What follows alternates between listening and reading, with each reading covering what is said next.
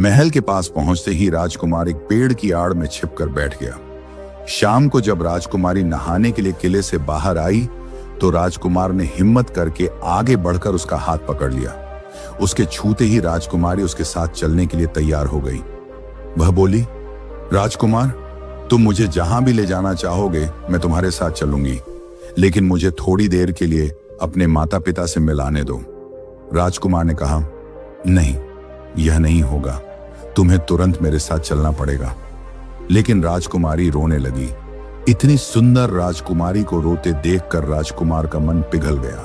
अंत में वह राजी हो गया और बोला, जाओ, थोड़ी देर के लिए माता पिता से मिलाओ, लेकिन फिर तुरंत बाहर चली आना। लेकिन राजकुमारी ने जैसे ही किले में पैर रखा, किले के पहरेदार जाग गए और उन्होंने राजकुमार को पकड़ लिया।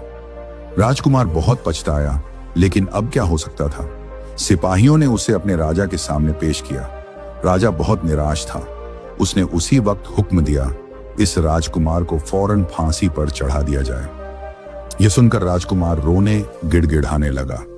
इस पर राजा ने थोड़ी देर विचार करने के बाद कहा, मैं अपनी फैसला वापस नहीं ले सकता, लेकिन अगर तुम मेरा एक काम कर दो तो तुम्हारी जान बच सकती है। हमारे किले के ठीक सामने ये जो बड़ा पहाड़ है, इसके कारण हमारे किले की सुंदरता नष्ट होती है। अगर तुम 8 दिन में इस पहाड़ को खोदकर साफ कर दो तो हम तुम्हें क्षमा कर देंगे और राजकुमारी का विवाह तुम्हारे साथ कर देंगे। राजकुमार किले के बाहर आकर पहाड़ को देखने लगा। उसके हाथ में एक छोटी सी कुदाली थी। उसकी समझ में नहीं आ रहा था कि इतना बड़ा पहाड़ 8 दिन में वह कैसे खोद सकेगा। फिर भी उसे अपनी जान तो बचानी ही थी, इसलिए वह पहाड़ खोदने लगा। धीरे धीरे 7 दिन बीत गए। इतने दिन तक लगातार खोदने पर भी पहाड़ का सिर्फ एक कोना ही खोद सका। वह दुखी होकर बैठ गया। उसे अब अपने पर बहुत अधिक क्रोध आ रहा था। वह मन में कहने लगा कि अगर मैंने लोमड़ी की बात मान ली होती तो कितना अच्छा होता। लोमड़ी ने मुझको हर बार ठीक सलाह दी और मैं हर बार उसका कहना न मानकर नई से नई मुसीबत में फंस जाता हूं। राजकुमार इस तरह सिर झुकाए बैठा था कि अचानक उसे अपने पैरों के पास लोमड़ी की पूंछ हिलती दिखाई दी। उसने नजर उठाकर देखा, सचमुच वही लोमड़ी खड़ी थी। लोमड़ी ने मुस्कुराते हुए कहा, क्यों, क्या हाल है? इस बार तो तुम्हारी मदद करने की मेरी जरा भी इच्छा नहीं थी, लेकिन मैं 7 दिन से तुमको पहाड़ खोदते हुए देख रही हूं। मुझे दया आ गई और मैं तुम्हारी मदद के लिए चली आई। जाओ, तुम बहुत थक गए हो, सो जाओ। मैं थोड़ी ही देर में तुम्हारा काम पूरा कर दूंगी। इस बार राजकुमार ने तय कर लिया था कि अब वह लोमड़ी जिस तरह कहेगी वह उसी तरह करेगा। वह चुपचाप उठकर एक तरफ सोने चला गया। थोड़ी ही देर में उसे नींद आ गई। सुबह जब वह सोकर उठा तो उसे अपनी आंखों पर विश्वास नहीं हो रहा था। वहां कहीं भी पहाड़ का नाम नहीं था और महल का सुंदर दृश्य दिखाई दे रहा था। राजकुमार सीधा राजा के पास पहुंचा। राजा उसके काम पर बहुत खुश था। उसने तुरंत अपने वादे के अनुसार राजकुमारी के साथ उसका विवाह कर दिया। जब राजकुमार उस सुंदर राजकुमारी के साथ कुछ दूर चला तो उसे रास्ते में फिर वही लोमड़ी मिली। लोमड़ी बोली, बधाई हो राजकुमार, राजकुमारी के साथ तुम्हें देखकर मुझे बड़ी खुशी हो रही है, लेकिन अब तुम्हें सोने का घोड़ा और सोने की चिड़िया भी प्राप्त करनी चाहिए, क्योंकि वे दोनों चीजें तुम्हारे ही लायक हैं और तुम उन्हें आसानी से प्राप्त कर सकते हो। राजकुमार बोला, लेकिन भला मुझे सोने का घोड़ा और सोने की चिड़िया कैसे मिल सकती है? मैं तो इस राजकुमारी को भी उस राजा के लिए ले जा रहा हूं। लोमड़ी बोली, नहीं, तुम ऐसा काम कभी मत करना। इस राजकुमारी के साथ तुम्हारा विवाह हुआ है और यह अब तुम्हारी ही है। अगर तुम मेरे कहने के अनुसार काम करो तो तुम्हें सोने का घोड़ा और सोने की चिड़िया भी मिल सकती है। तुम पहले इस राजकुमारी को लेकर सोने के घोड़े वाले राजा के पास जाओ। राजा खुश होकर तुमको सोने का घोड़ा दे देगा। तुम घोड़े पर सवार हो जाना और सवार होकर सबसे विदा लेना। राजकुमारी से तुम सबसे बाद में विदा लेना।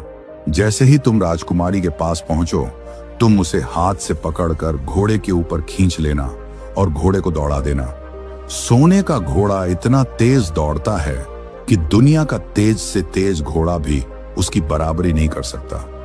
जाओ, तुम पहले इतना काम पूरा करो। इसके बाद आगे का काम मैं तुम्हें बाद में बताऊंगी।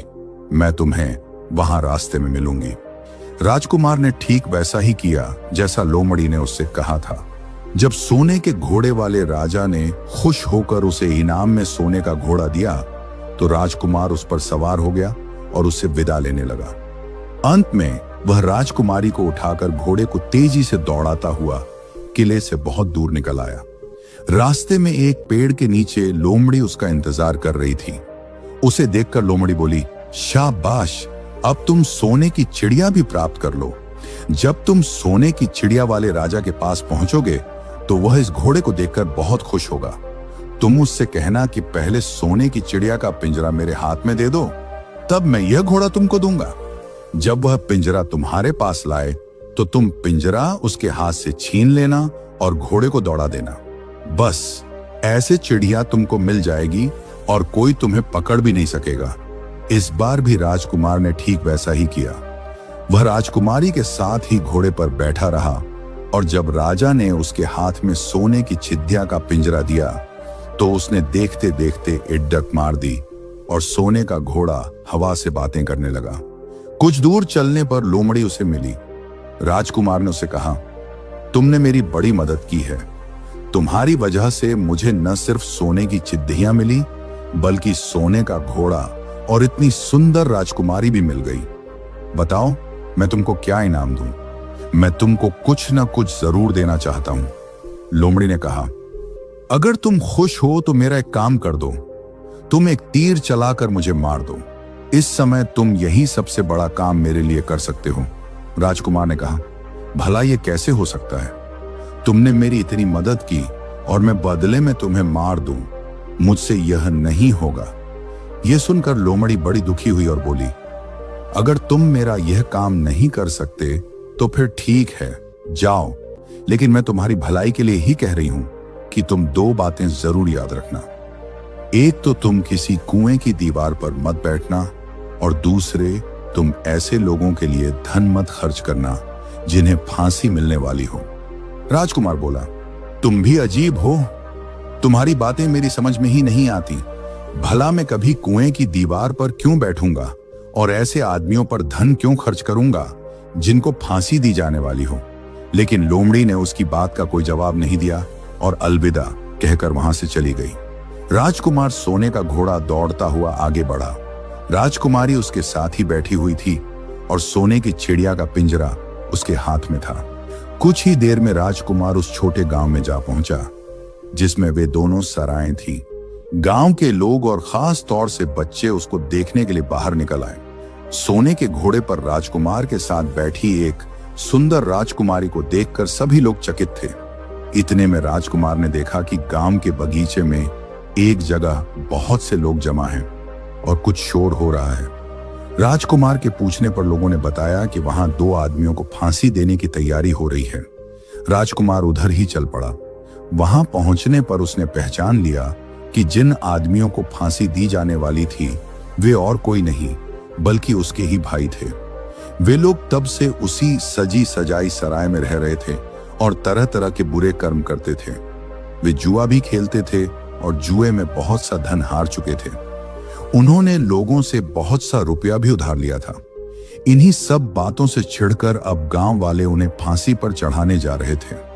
राजकुमार भला यह कैसे होने देता? उसने लोगों से कहा कि मुझसे रुपया ले लो और इन लोगों को छोड़ दो।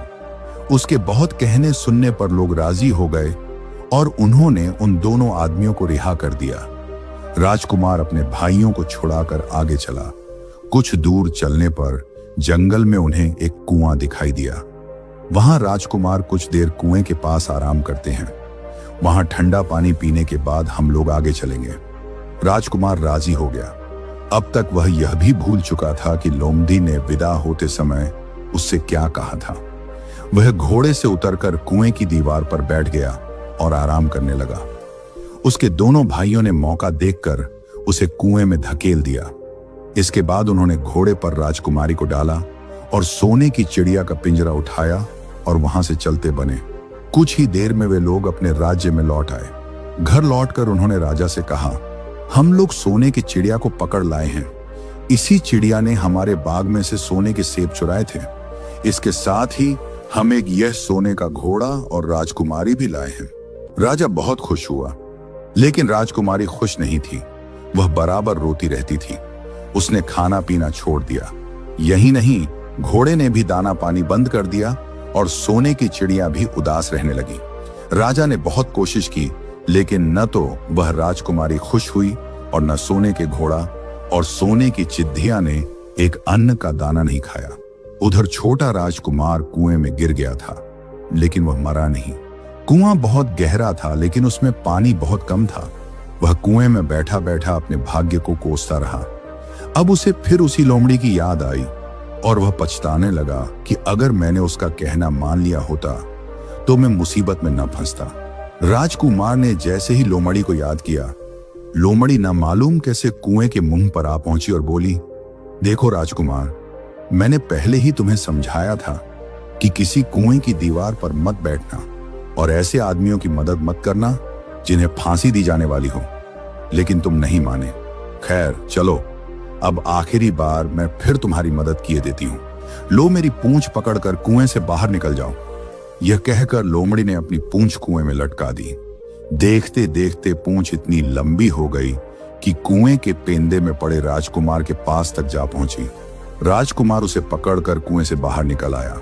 लोमड़ी ने उससे कहा, जाओ अब तुम अपने घर जाओ, लेकिन जरा होशियार रहना। तुम्हारे भाई तुम्हारी जान के दुश्मन हैं। वे लोग जरूर तुमको ढूंढ रहे होंगे। राजकुमार घर की ओर चल पड़ा।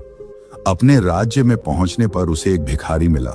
भिखारी को उसने अपने सुंदर कपड़े दान में दे दिए और उसके भद्दे पुराने कपड़े पहन लिए। इस तरह भेष बदलकर वह अपने किले में पहुंचा। वहां उसके पहुंचने पर एक बड़ी आश्चर्यजनक बात हुई। सोने का घोड़ा खुशी से हिनहिनाने लगा और दाना खाने लगा। सोने की चिड़िया भी अपने पिंजरे में खुशी से फुदकने लगी और गाना गाने लगी। राजकुमारी ने अपने आंसू पोंछ डाले और वह भी खुश दिखाई देने लगी, लेकिन राजा की समझ में कुछ नहीं आया। उसने राजकुमारी से इसका कारण पूछा तो वह बोली, मैंने तो पहले ही आपको सारी कहानी बता दी थी। आपके बड़े और मंझले राजकुमार ने छोटे राजकुमार के साथ धोखा किया है। इन्होंने आपको भी धोखा दिया है, लेकिन अब आपका छोटा राजकुमार यहाँ पर आ पहुंचा है, इसीलिए मुझे बहुत खुशी हो रही है। उसी के साथ मेरी शादी हुई है और मैं उसके साथ ही सुख से रह सकती हूँ। फिर उसने मैले कुचैले कपड़े पहने एक आदमी की ओर इशारा करते हुए कहा, वह रहा आपका छोटा राजकुमार। राजा ने भी अपने छोटे लड़के को पहचान लिया। अब राजा ने अपने छोटे बेटे के बारे में अपने विचार बदल दिए। अब वह उसको बहुत समझदार और बहादुर मानने लगा और उससे बहुत अधिक प्यार करने लगा। उसने उसको राजगद्दी पर बिठाने का निश्चय किया। बड़े और मंझले राजकुमार ने अपने छोटे भाई को ही धोखा नहीं दिया था, बल्कि राजा को भी धोखा दिया था। इससे राजा उनसे बहुत नाराज था। उसने उन दोनों को अपने राज्य से निकलवा दिया। इसके बाद बड़ी धूमधाम के साथ राजकुमारी के साथ राजकुमार का विवाह हुआ और दोनों सुख से रहने लगे। लेकिन राजकुमार उस लोमड़ी को नहीं भूला था जिसने उसकी सहायता की थी। एक दिन समय निकालकर वह जंगल में उस लोमड़ी की खोज में निकला। बहुत ढूंढने के बाद एक पेड़ के खोखले भाग में उसने उस लोमड़ी को चुपचाप बैठे हुए देखा। लोमड़ी बहुत उदास थी और पहले से बहुत ज्यादा दुबली भी हो गई थी। राजकुमार को देखते ही लोमड़ी ने उसे पहचान लिया और कहा, कहो राजकुमार, आज इधर कैसे आना हुआ? राजकुमार ने कहा, मैं आज तुम्हें ही ढूंढने के लिए आया हूं। चलो मेरे बाग में आराम से रहना। वहां तुम्हें किसी तरह की तकलीफ नहीं होगी। यहाँ तो जंगल में तुम्हें खाने पीने की तकलीफ होती होगी और जंगली जानवरों और शिकारियों का डर बना रहता होगा। लोमड़ी ने कहा, नहीं राजकुमार, मैं यहाँ ठीक हूं और भला अब तुम्हें मेरे दुख से क्या लेना देना? तुम्हारा काम निकल गया, अब तुम सुख से अपने राज्य में रहो। राजकुमार बोला, नहीं, तुमने मेरा बड़ा उपकार किया है। मैं तुम्हें इनाम देना चाहता हूं और अपने साथ ही रखना चाहता हूं। राजकुमारी भी बहुत खुश होगी, वह भी तुमसे मिलना चाहती है। लोमड़ी बोली, अगर तुम सचमुच मुझे इनाम देना चाहते हो तो मेरा एक काम कर दो। मैंने तुमसे पहले भी कहा था कि तुम तीर चलाकर मुझे मार दो, इसी से मेरा लाभ होगा। असल में एक जादूगर ने मुझ पर जादू कर रखा है। मैं लोमड़ी नहीं हूं, मुझे उसके जादू के प्रभाव से लोमड़ी के रूप में रहना पड़ रहा है। मैं तो उसी देश का राजकुमार हूं जहां की राजकुमारी से तुम्हारा विवाह हुआ है। असल में वह राजकुमारी मेरी छोटी बहन है। अगर तुम तीर चलाकर मुझे मार दोगे तो इस जादू से मुझे मुक्ति मिल जाएगी और मैं फिर अपने देश लौट सकूंगा। राजकुमार को यह सुनकर बड़ा आश्चर्य हुआ। उसने फौरन अपने धनुष पर तीर चढ़ाया और लोमड़ी की ओर छोड़ दिया। तीर के लगते ही लोमड़ी मर गई और उसमें से एक सुंदर सा राजकुमार निकल आया। फिर दोनों राजकुमार आपस में गले मिले। इसके बाद दोनों राजकुमार वापस महल में लौट आए। वहां राजकुमारी अपने भाई से मिलकर बहुत खुश हुई।